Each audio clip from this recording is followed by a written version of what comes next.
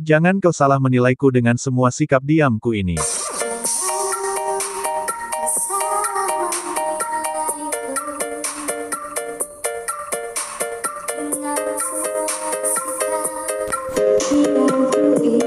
Ya, mungkin cocok sepenggal lirik lagu ini untuk AHY yang salah membandingkan era Presiden SBY dengan era Presiden Joko Widodo saat ini.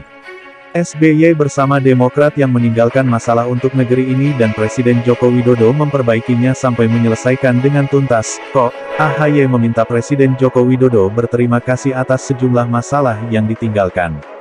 Pidato AHY pada Rapimnas Partai Demokrat tiba-tiba menyindir kinerja Presiden Joko Widodo yang hanya tinggal gunting pita dari proyek-proyek mangkrak ayahnya, SBY, yang bernilai triliunan. Kata AHY, banyak yang tinggal dan sudah 70% bahkan tinggal 90%, tinggal gunting pita. Setahun gunting pita kira-kira masuk akal tidak? Kata AHY kepada peserta rapat pimpinan nasional, Rapimnas Demokrat di Jakarta Convention Center, Jakarta Pusat, Kamis tanggal 15 September. Ya kita tidak perlu juga diapresiasi. Tapi jangan mengatakan, ini kehebatan kita kepemimpinan Jokowi, 1 tahun gunting pita, kata dia. Itu namanya claiming sesuatu yang, ya kadang-kadang saya speechless atau tak bisa bicara, juga mengatakannya.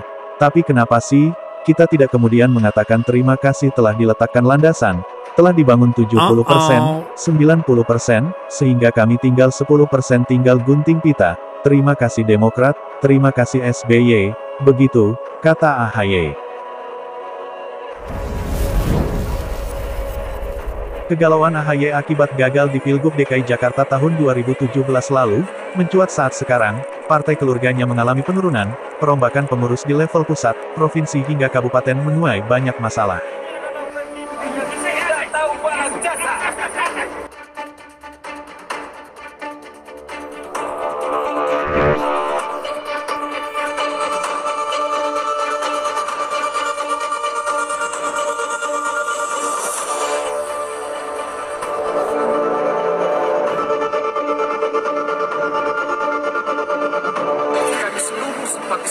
Menyatakan mundur dari Partai Demokrat karena Agus Yudhoyono telah mencoreng demokrasi yang ada di Pulau. Dilantik menjadi Ketua DPD bulan Agustus tahun 2017.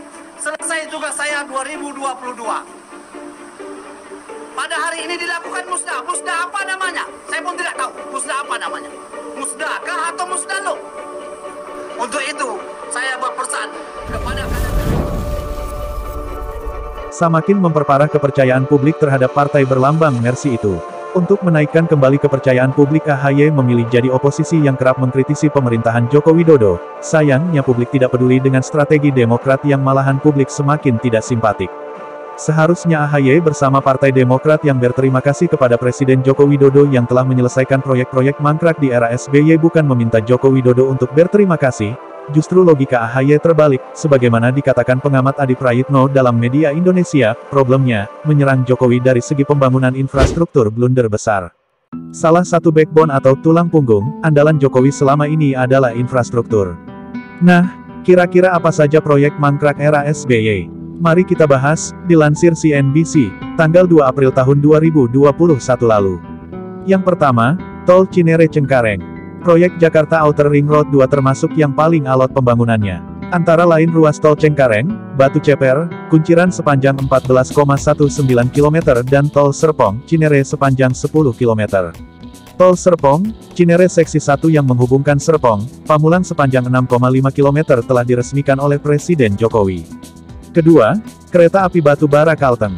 Wakil Presiden Kiai Haji Ma'ruf Amin menyetujui kelanjutan proyek infrastruktur raksasa yang sempat digagas pada era Presiden ke-6 Susilo Bambang Yudhoyono, SBY. Proyek tersebut adalah kereta api batu bara di Kalimantan Tengah. Ketiga, Tol Trans Sumatera. Saat dicanangkan pembangunannya pada era Presiden Susilo Bambang Yudhoyono, SBY, yang mencakup panjang tol 2.900 km, dari Lampung sampai Aceh, seolah saat itu seperti keajaiban, karena kala itu pembebasan lahan menjadi momok di proyek tol di Indonesia. Juga masalah minat investor yang tak tertarik dengan proyek ini. Pada masa transisi pemerintahan Presiden SBY dan Presiden Jokowi upaya pembangunan proyek ini kian serius. Terbit Peraturan Presiden Nomor 100 Tahun 2014 tentang percepatan pembangunan jalan tol di Sumatera ditandatangani Presiden SBY pada tanggal 17 September tahun 2014 lalu. Belum lagi proyek era SBY yang syarat dengan korupsi, hingga saat ini jadi momok di mata rakyat, salah satunya proyek Hambalang bernilai 2,5 triliun yang melibatkan nama-nama besar mulai dari ex-Menpora era Presiden SBY Andi Malarangeng, ex-Direktur Operasional PT Adikarya Persero Teuku Bagus Muhammad Nur, hingga ex-Ketua Umum Partai Demokrat Anas Urbaningrum. Dalam audit Badan Pemeriksa Keuangan, BPK, total kerugian negara dari proyek Hambalang mencapai 706 miliar rupiah. Jumlah tersebut didapat dari hasil audit investigasi BPK pada periode tahun 2012 sampai tahun 2013. Bukankah AHY dengan Partai Demokrat yang harus berterima kasih kepada Presiden Joko Widodo? Bagaimana menurut teman-teman?